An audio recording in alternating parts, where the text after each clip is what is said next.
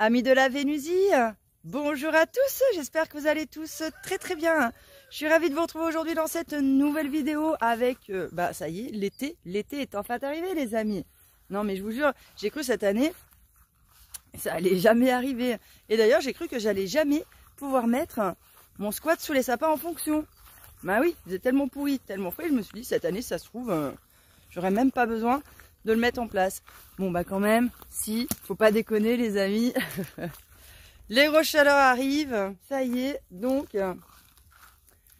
lit qui est mis, tout a mis en fonction. J'ai déjà passé une nuit dedans et là je pense que cette semaine, vu les températures qu'ils annoncent, je vais pas mal squatter là-dedans.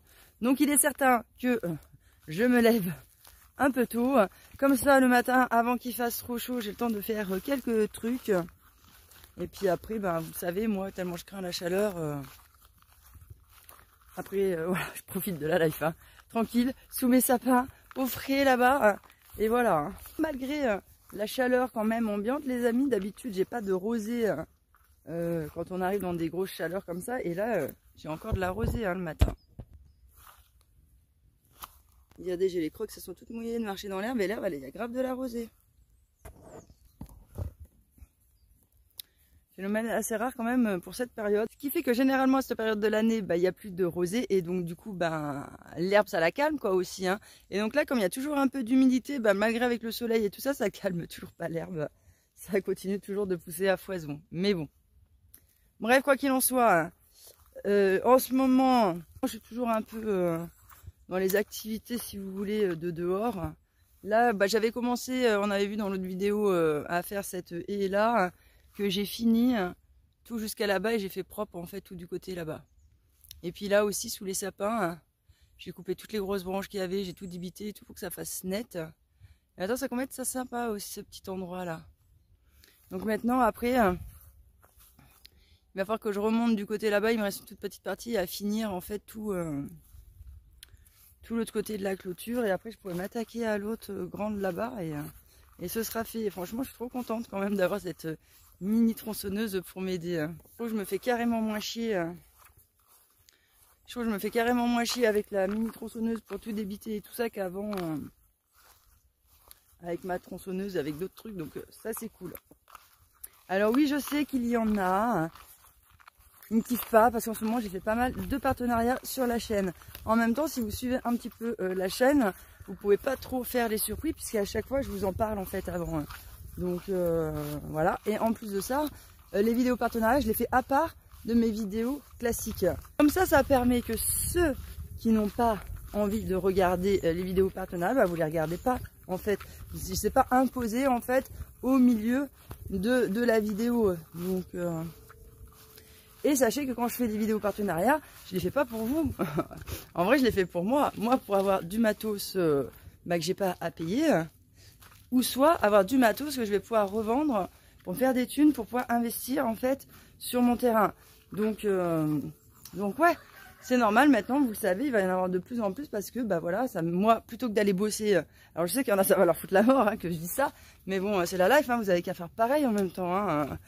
Donc moi plutôt que d'aller bosser à l'extérieur et tout ça, je préfère faire un partenariat qui va me ramener des thunes, tu vois, plutôt que de devoir aller bosser à l'extérieur je sais pas combien de temps pour arriver à la même somme. Ça paraît logique, je pense que n'importe qui aurait ces possibilités-là, tu ferais sûrement pareil. Donc voilà, c'est pour ça que sur ma chaîne maintenant il y a des partenariats. Mais bon quand même, je fais quand même pas tout et n'importe quoi en partenariat, sauf pour les vélos électriques, que là vraiment je n'y connais rien. D'ailleurs les amis, à chaque fois que je fais une vidéo pour un vélo électrique, la marque elle est pas hyper emballée par ma prestation à chaque fois, mais bon en même temps c'est normal, hein, j'aime pas ça, le vélo, j'y connais rien. Hein. Donc c'est clair et net que là-dessus je peux pas vous faire de vrais retours objectifs. Par contre, après les autres, je les teste quoi. Tous, à chaque fois, je peux vous faire un vrai retour sur le produit. Bref. Quoi qu'il en soit, je voulais vous reparler aujourd'hui un petit peu du frigo congélateur Vevor, là. Dedans, j'ai toujours... Là, je mets mes boissons. L'alcool, l'eau au fruits, tout ça. Bref, depuis que je l'ai... il tourne 24 heures sur 24, 7 jours sur 7, sans arrêt. Et pour l'instant, aucun problème à déclarer. Le seul petit truc que je peux dire dessus, c'est qu'au niveau de la température, il a une certaine inertie. si vous voulez. Donc quand vous réglez la température par exemple à 4 degrés, mais il faut savoir qu'il ne va pas s'arrêter vraiment à 4 degrés pile poil. Il va monter jusqu'à 5 degrés ou 6 degrés, il va se déclencher en fait pour mettre le froid. Et quand il va descendre en froid, il va se couper comme si c'était à 4 degrés, mais avec l'inertie, ça va descendre, si vous voulez, encore un peu plus bas, donc ça va descendre vers 1 degré. Donc là où il faut faire attention, c'est si vous le mettez à 0 degré, vous avez des chances que ça gèle en fait à l'intérieur quand ça va refroidir avec l'inertie, le temps que... Ben voilà. Donc, c'est le seul petit truc qu'il y a à dire dessus, sinon, franchement, j'ai rien à déclarer. Et il y a d'autres gens, d'ailleurs, je pense que si vous regardez la vidéo justement où j'ai fait ce partenariat à la Vévor, vous mettez les commentaires les plus récents, vous allez tomber dessus. Il y a aussi quelqu'un qui m'a dit que ça faisait 3 ans qu'il avait ce frigo congélateur de chez Vévor et que lui, il tournait aussi 24h/24 en continu, 7 jours sur 7, etc. et qu'il avait pour l'instant eu aucun problème au bout de 3 ans. Donc je pense que quand même, mine de rien, les retours que me font les personnes dessus qui en ont un, puisque moi je teste et tout ça, j'ai l'impression que c'est quand même un bon truc qui tient la route. Donc pour le prix que c'est et tout ça, franchement, moi je trouve que ça vaut le coup, quoi. J'ai quand même des bons retours dessus. J'ai vendu mon vélo électrique, là, le gros, ça y est, il reste que celui que Petit Cœur d'Amour doit récupérer. Là, le petit, c'est le dernier que je vous ai présenté.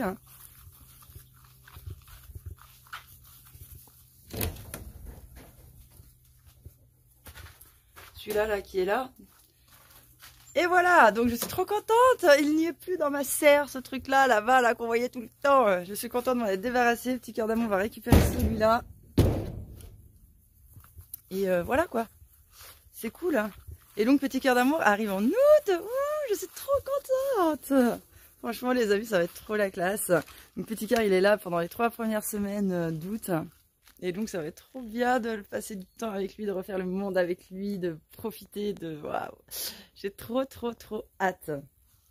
Bref, quoi qu'il en soit, aussi, cette semaine, je me suis occupée avec un Vénusien de refaire l'étanchéité de mon conduit. Si vous me suivez depuis longtemps, vous le savez que j'avais eu des problèmes d'infiltration à ce niveau-là. Et puis, chaque année, je remettais un peu du joint, etc. Mais bon, comme je savais pas trop de connaissances, je savais pas trop quoi faire là-bas au-dessus, ben, à chaque fois, avec la dilatation, le froid, la chaleur et tout ça, et ben mon joint finissait par partir et donc du coup j'avais de nouveau des infiltrations et ça me faisait péter les plombs. Un jour j'en parle avec un Vénusien et il me dit écoute Vénus, moi j'ai la solution, t'inquiète, je vais venir chez toi et on va voir ce qu'on peut faire. Et du coup je vous ai mis ça un petit peu en image, je me suis dit on sait jamais s'il y en a certains d'entre vous que ça intéresse.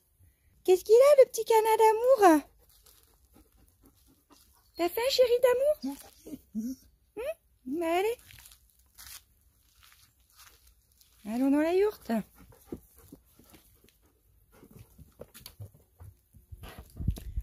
Et donc nous avons commencé par nettoyer la surface, enfin nous, hein, c'est surtout lui en fait qui a bossé. Moi j'ai essentiellement regardé, filmé et quand même appris quelques petites choses.